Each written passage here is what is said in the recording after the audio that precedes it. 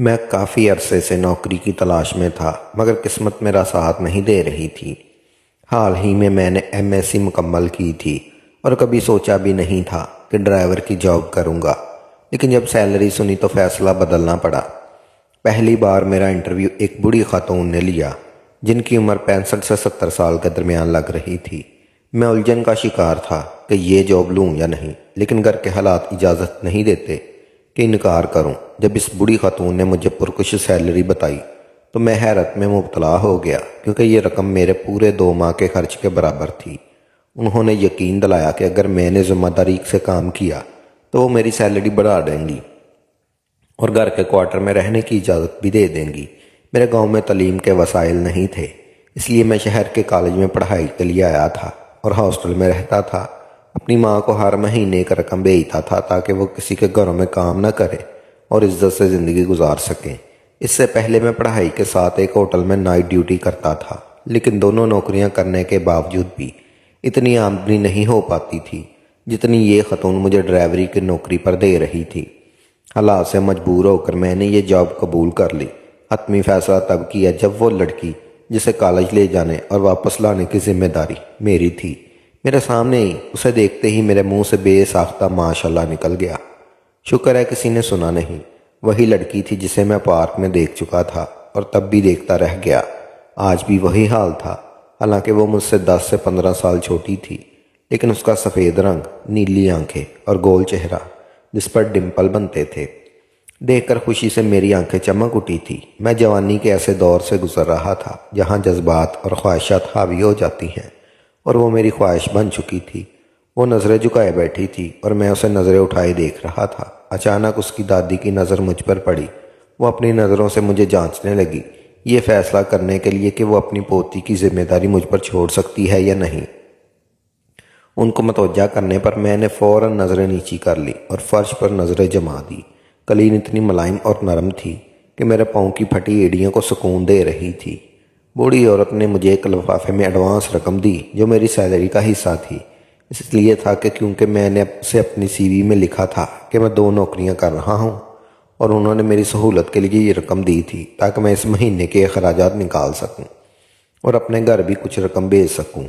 بوڑھی عورت اپنے مینیجر کے ساتھ بات چیت میں مصروف تھی اور میں نے ذرا سا اپنی نظریں اٹھا کر لڑکی کی طرف دیکھا۔ وہ اپنے موبائل میں گم تھی۔ جلدی سے میں نے دوبارہ نظریں نیچی کر لی کہ کہیں اس کی دادی دیکھ نہ لے اور میری نوکری خطرے میں نہ پڑ جائے۔ تھوڑی دیر بعد دادی نے مینیجر سے مشورہ کرنے کے بعد کہا کہ اگر میں نے ڈرائیوری کی نوکری ٹھیک سے کی تو وہ مجھے اپنی پوتی کے لیے بطور گارڈ بھی ہائر کر لیں گی، کیونکہ ان کے شہر میں دشمن موجود تھے اور وہ اپنی پوتی کو کسی بھی نقصان سے محفوظ رکھنا چاہتی تھی۔ میں نے فوراً جواب دیا، جی میں گارڈ کی نوکری کے لیے تیار ہوں۔ ڈرائیوری ویسے بھی مجھے زیادہ نہیں آتی، لیکن میں آپ کی پوتی کی حفاظت کے لیے کام کرنا چاہتا ہوں تاکہ کوئی دشمن اسے نقصان نہ پہنچا سکے۔ دادی نے چشمے کے نیچے سے مجھے گھورتے ہوئے کہا، صبر میاں، اتنے اتاولے کیوں ہو رہے ہو؟ ان کے شوہر سیاستدان رہ چکے تھے جس کی وجہ سے دشمنی عام تھی اور ہر وقت کوئی نہ کوئی ان کے خلاف سازش کرتا رہتا تھا۔ مجھے اندازہ تھا کہ اس لڑکی کی حفاظت کرتے ہوئے میری جان بھی جا سکتی ہے، لیکن اس وقت اس کا حسن میرے سر پر سوار تھا اور میں اپنے پرواہ کیے بغیر صرف اسے حاصل کرنے کے خیالات میں گم تھا۔ میں محبت کے جذبات میں نہیں تھا، بلکہ اپنی تسکین کی خواہشات نے مجھے قبضہ کر لیا تھا۔ نہ جانے کیوں میں ہر عورت کو اسی نگاہ سے دیکھنے لگا تھا اور خود پر سے کنٹرول کھوتا جا رہا تھا۔ اس کی ایک وجہ یہ بھی تھی کہ میرے ہاسٹل کے دوست شادی شدہ تھے اور اکثر ایسی ویڈیوز دیکھتے جو میرے جذبات کو مزید بڑھا دیتی تھی۔ میں نے خود کو اس عادت سے بچانے کی بہت کوشش کی، لیکن یہ لت میرے اندر گہرائی تک چڑھ چکی تھی۔ شادی شدہ زندگی کی باتیں اور ویڈیوز دیکھ دیکھ کر میری سوچ بدل گئی اور اب میں اسی لڑکی کو حاصل کرنے کے لیے بے قرار تھا۔ وہ نہایت معصوم، پیاری اور نازک مزاج تھی، جیسے دیکھتے ہی کسی کے دل میں بہک سکتا تھا۔ دادی نے کہا، تم ایک کام کرو، اپنا سامان لے کر کوارٹر میں شفٹ ہو جاؤ، اور پھر اٹھ کر چلی گئی۔ اچانک مخاطب کیے جانے پر میں گڑبڑا گیا، لیکن بات سمجھنے کے بعد خوشی سے نہال ہو گیا۔ میں فوراً ہاسٹل گیا، اپنا سامان پیک کیا اور گنگناتے ہوئے نکلا۔ اسی دوران میرے دوستوں نے مجھے روکا اور حیرانی سے پوچھا، ایسی کیا بات ہو گئی کہ تم اتنے خوش ہو؟ میں نے اسے بتایا کہ میری جاب لگ گئی ہے اور مجھے رہائش بھی مل گئی ہے، اس لیے میں یہ ہاسٹل چھوڑ رہا ہوں۔ وہ حیرت سے دیکھنے لگے اور بولے، ایسی راتوں رات تمہاری کون سی لاٹری نکل آئی جو تمہیں ہاسٹل بھی چھوڑ کر جا رہے ہو؟ میں نے جواب دیا، بس لگی ہے تجھے کبھی تفصیل میں بتاؤں گا، ابھی میں جلدی میں ہوں، سامان ٹرانسفر کرنا ہے اور اماں کو گاؤں رقم بھیجنی ہے۔ میں جلدی اپنا بیگ اٹھا کر ہاسٹل سے نکل گیا۔ حویلی پہنچ کر میں نے اپنے کوارٹر میں سامان رکھنا شروع کر دیا۔ یہ ایک بہت خوبصورت چھوٹا سا کوارٹر تھا جہاں 6 لوگ آرام سے رہ سکتے تھے، لیکن فی الحال میں وہاں اکیلا تھا۔ ارد گرد اور بھی کوارٹر بنے ہوئے تھے جہاں باقی ملازمین اپنی فیملیز کے ساتھ رہتے تھے، لیکن میں واحد ملازم تھا جو اکیلا رہ رہا تھا۔ میرے ذہن میں خیال آیا کہ اگر اس لڑکی کی دادی سے اجازت لے لوں تو اپنی ماں کو یہی لے آ سکتا ہوں، لیکن فوراً یہ سوچ ترک کر دی، کیونکہ میں نہیں چاہتا تھا کہ ماں میری خواہشات کی راہ میں رکاوٹ بنے یا کسی بھی طرح میرے اس لڑکی کے بیچ آ جائے۔ میں ہر صورت اسے حاصل کرنا چاہتا تھا۔ وہ اتنی معصوم تھی کہ اسے خبر بھی نہ ہوتی کہ میں اس کے ساتھ کیا کر رہا ہوں۔ میری ماں نے میری تربیت اچھی کی تھی، لیکن ہاسٹل کے دوستوں کی صحبت نے مجھے بدل دیا تھا۔ ان کی عادات اور باتوں نے مجھے ایسی راہ پر ڈال دیا تھا جہاں اب مجھے یہ سب غلط محسوس نہیں ہو رہا تھا، بلکہ میں اس معمول سے سمجھنے لگا تھا۔ ہمارے ہاسٹل کے سامنے گرلز ہاسٹل تھا جہاں میرے دوست اکثر اپنی گرل فرینڈ سے ملنے جایا کرتے تھے۔ وہ نہ صرف ان سے ہاسٹل میں ملتے بلکہ ایسے تعلقات قائم کر چکے تھے جو صرف نکاح کے بعد جائز سمجھے جاتے۔ ان کی ان باتوں اور رویوں نے مجھے بھی اپنی خواہشات پوری کرنے کے لیے ایک حوصلہ دیا تھا۔ اگلی صبح میں جلدی اٹھا اور ڈرائیور کی گاڑی نکالنے کا کہا، کیونکہ بی کو کالج لے کر جانا تھا۔ وہ ناشتہ کرنے میں مصروف تھا تو میں نے اسے جلدی کرنے کو کہا۔ اسی دوران وہ سرخ ٹاپ اور جینز میں باہر نکلی۔ میں نے اسے دیکھا تو جیسے پلک جھپکنا بھول گیا۔ اس کے لمبے بال اس کی کمر کو چھو رہے تھے اور شرارتی لٹیں اس کے چہرے پر آ رہی تھیں جہاں وہ مسکراتے ہوئے پیچھے کر رہی تھی۔ وہ موبائل پر کسی سے بات کر رہی تھی اور اسی کی معصومیت میرے دل و دماغ پر چھا گئی تھی۔ میں اسے مسلسل دیکھ رہا تھا جب ڈرائیور نے میرے بازو پر زور سے ہاتھ مارا۔ میں نے اوپر دیکھا تو ٹیرس پر اس کی دادی کھڑی تھی اور مجھے گھور رہی تھی۔ میں نے فوراً نظریں نیچی کر لیں، اس کا بیگ اٹھایا اور جلدی سے گاڑی کا دروازہ کھولا۔ ہم کالج کے لیے نکل پڑے۔ بی کو کالج چھوڑنے کے بعد واپس آیا اور کوارٹر میں جا کر سونے کی کوشش کی، کیونکہ میں رات بھر جا کر مسلسل یہی منصوبہ بنا رہا تھا کہ اس لڑکی کو کیسے حاصل کروں اور اس کی دادی کو خبر بھی نہ ہو۔ مجھے معلوم تھا یہ خاندان بہت با اثر تھا اور اگر یہ سب ظاہر ہوا تو میری جان بھی جا سکتی ہے، لیکن اس وقت میں ان تمام خطرات سے بے نیاز صرف اپنی خواہشات کی تکمیل کے بارے میں سوچ رہا تھا۔ میں اتنے حواس باختہ ہو چکا تھا کہ مجھے اپنی جان کی پرواہ بھی نہیں تھی۔ اماں کو میں نے رقم بھجوا دی اور وہ بہت خوش تھی۔ انہوں نے مجھ سے پوچھا کہ مجھے ایسی جاب کہاں ملی جس کی تنخواہ اتنی زیادہ ہے۔ وہ ہمیشہ فکر مند رہتی کہ کہیں میں کسی غلط کام میں پھنس نہ جاؤں یا کسی بری صحبت کا شکار نہ ہو جاؤں۔ اماں کی یہ باتیں میرے دل میں عجیب سی ہلچل پیدا کرتی تھی، لیکن میں نے انہیں یہی کہا تھا کہ سب ٹھیک ہے اور ان کی دعا سے سب اچھا ہو رہا ہے۔ اس لڑکی میں ایک معصومیت اور بچپنا تھا جو میرے جذبات کو مزید بے قابو کر رہا تھا۔ وہ مجھے گلے لگانے میں کوئی جھجک محسوس نہیں کرتی تھی اور ہمیشہ انکل کہہ کر مخاطب کرتی تھی۔ اسے یہ علم ہی نہیں تھا کہ میں اس کے بارے میں کیا سوچ رہا ہوں۔ ایک دن کالج سے واپسی پر جب اس کا ٹیسٹ اچھا ہوا تو خوشی میں اس نے مجھے گلے لگا لیا۔ تب غیر ارادی طور پر میں نے اس کو پرائیویسی کے لیے چھوا اور اس بات سے بے خبر تھی اور گاڑی میں بیٹھ گئی۔ اس دن کے بعد میں اسے بہانے سے چھونے کی کوشش کرنے لگا۔ اس کا معصوم رویہ میرے اس رویے کو کوئی معنی نہیں دے رہا تھا اور وہ یہی سمجھتی رہی کہ میں اسے اپنی بیٹی کی طرح سمجھتا ہوں۔ چند دن کے لیے ڈرائیور چھٹی پر چلا گیا اور اس کی ڈرائیور کرنے کی ذمہ داری مجھ پر آ گئی۔ یہ میرے لیے خوشی کا لمحہ تھا کیونکہ میں اب اس آسانی سے اپنی خواہشات کو عملی جامہ پہنا سکتا تھا۔ میں نے اس ذمہ داری کو خوشی سے قبول کر لیا۔ اس کی دادی کو بالکل اندازہ نہیں تھا کہ جس شخص کو انہوں نے اپنی پوتی کی حفاظت کے لیے رکھا ہے وہی اس کی معصومیت کا فائدہ اٹھانے کی کوشش کر رہا ہے۔ ایک دن جب ہم دونوں کالج سے واپس آ رہے تھے تو اس لڑکی نے آئس کریم کھانے کی فرمائش کی۔ میں نے فوراً گاڑی پارک کی اور آئس کریم پارلر لے گیا۔ واپسی پر جب اس کے چہرے پر آئس کریم لگ گئی تو میں نے ٹیشو سے اسے صاف کیا اور ہنسنے لگا۔ وہ بھی مسکراتی رہی۔ یہ پہلا موقع تھا جب میں نے اس کے ہونٹوں کو چھوا، اور اس لمحے مجھے لگا کہ اب میں اپنی خواہشات کے بغیر نہیں رہ سکتا۔ اس دن میں نے فیصلہ کیا کہ آج میں ہر حال میں اپنا مقصد حاصل کر کے ہی رہوں گا۔ آئس کریم کھانے کے بعد میں نے گاڑی کو سنسان گلیوں کی طرف موڑ دیا اور پھر شہر سے ہٹ کر گاؤں جانے والی سڑک پر لے جانے لگا۔ اس نے موبائل سے نظریں ہٹا کر حیرانی سے پوچھا، انکل ہم کہاں جا رہے ہیں؟ ہمارا گھر تو اس طرف نہیں ہے۔ میں نے اسے مطمئن کرنے کے لیے کہا، بیٹا یہ شارٹ کٹ ہے، تمہاری دادی نے کہا تھا آج جلدی گھر آنا ہے، اور ہم نے آئس کریم کھاتے ہوئے کافی دیر کر دی ہے۔ وہ میری بات پر مطمئن ہو کر دوبارہ موبائل دیکھنے لگی۔ میں نے راستے سے 2 جوس کے ڈبے لیے، ایک جوس میں بے ہوشی کی دوا ملا دی اور اسے دے دیا۔ اسے پتہ بھی نہیں چلا کہ جوس میں کچھ ملا ہوا ہے۔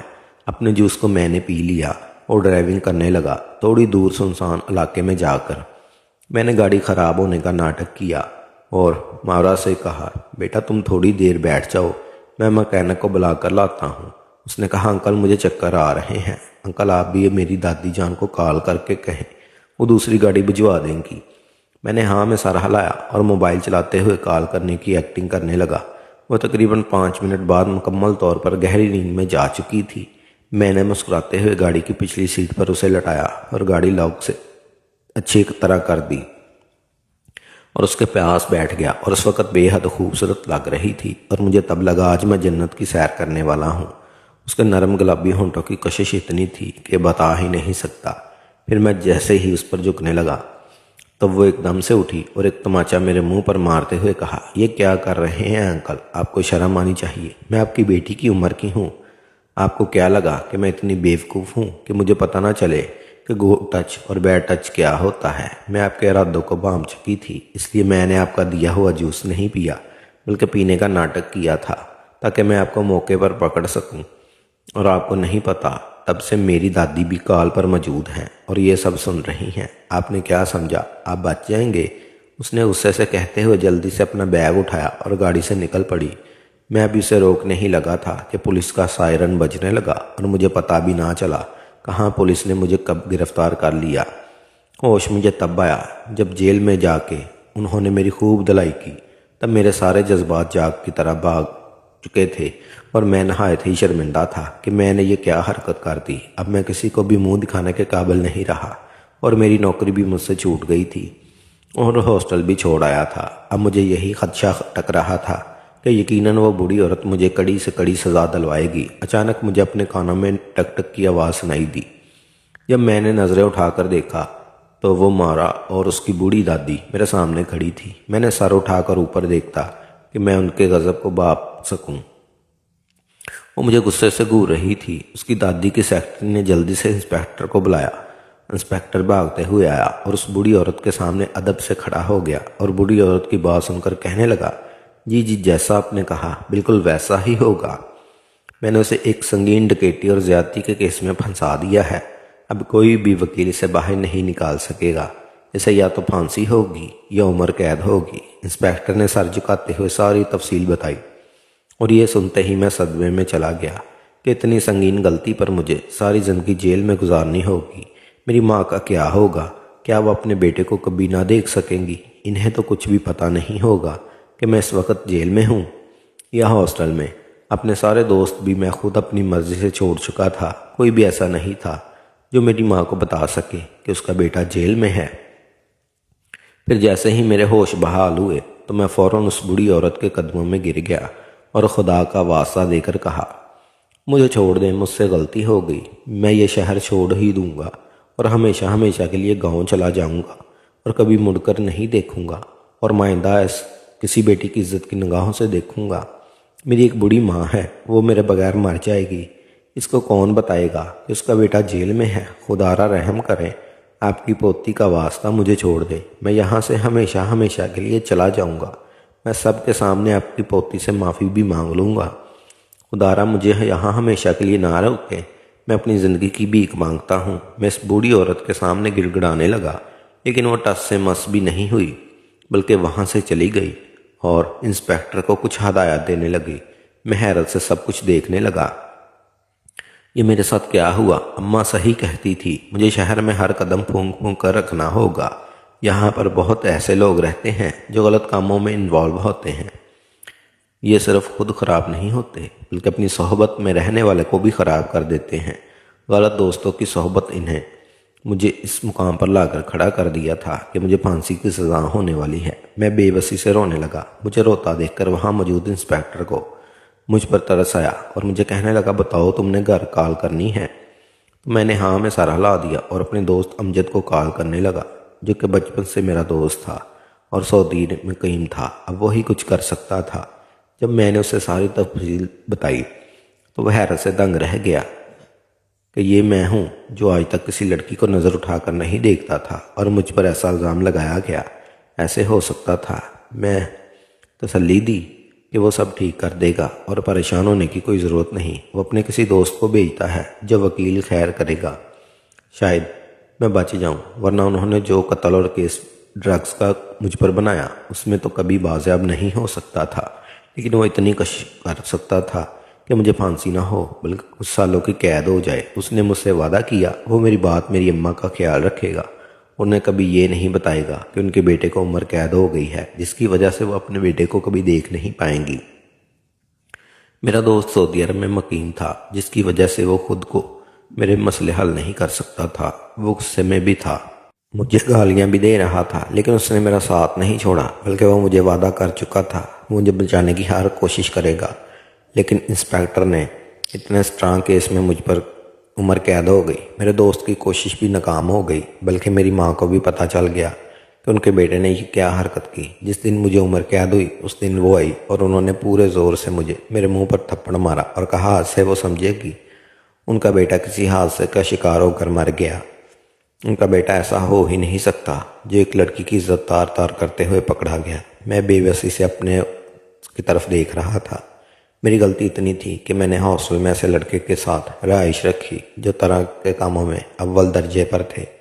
میری ماں مجھے ہر بار سمجھایا کرتی، لیکن میں جذبات میں گر کر بہت غلط فیصلہ کر چکا تھا اور اب مجھے اس فیصلے کو ساری زندگی کے لیے بھگتنا تھا۔ مجھے تب ہی سمجھ جانا چاہیے تھا جب اس بوڑھی عورت نے مجھے یہ بتایا تھا کہ ان کا تعلق سیاست سے ہے۔ مجھے اس گھر سے دوری اختیار کر لینی چاہیے تھی اور ان کے گھر کی بیٹی کو اس طرح بری نگاہوں سے نہیں دیکھنا چاہیے تھا، مگر نہ جانے میرے دل میں کیا خیال آیا کہ میں اس حلال طریقے سے حاصل کرنے کی بجائے حرام کی طرف نکل پڑا تھا۔ مجھے معلوم ہو گیا تھا شاید میں اسے اپنی بیوی نہیں بنا سکتا، اس لیے میں نے اسے غلط نظروں سے دیکھنا شروع کر دیا تھا اور اس کو حاصل کرنے کے لیے غلط ناجائز ترکیبیں سوچنے لگا۔ اس میں بھی زیادہ ہاتھ میرے ہاسٹل کے دوستوں کا ہی تھا اور ان کے آگے دوستوں کا بھی، جو مجھے ہر وقت فون پر سمجھایا کرتے تھے کہ کس طرح میں اس لڑکی کو حاصل کر سکتا ہوں۔ اس پر شاید زیادہ غلطی دوسروں کی نہیں تھی بلکہ میری اپنی تھی۔ میری اپنی بے جا خواہشات کی وجہ سے یہ سب ہو رہا تھا کہ ماں نے بیٹا ماننے سے انکار کر دیا اور جس لڑکی کو میں نے حاصل کرنے کی کوشش کی اس نے مجھے ہمیشہ ہمیشہ کے لیے جیل میں بند کروا دیا، دوسروں کے لیے برق کا نشان بنا دیا۔ شاید ہم جیسے لوگوں کا یہی حال ہوتا ہے جو جائز کو ناجائز طریقے سے حاصل کرنا چاہتے ہیں۔ اور آج مجھے جیل میں بند 10 سال ہو چکے ہیں، لیکن آج بھی میرا ضمیر مجھے روز ملامت کرتا ہے۔ کاش میں نے اس معصوم لڑکی کو اس نگاہ سے نہ دیکھا ہوتا تو آج میں بچ گیا ہوتا، بلکہ اپنی ماں کے ساتھ ایک خوشگوار زندگی گزار رہا ہوتا۔ جتنی سیلری ان لوگوں نے میری لگائی تھی، اگر میں ہمیشہ کے لیے نیک نیتی سے وہ جاب کرتا رہتا تو میری اگلی کئی نسلیں آرام سے زندگی گزار سکتی تھی۔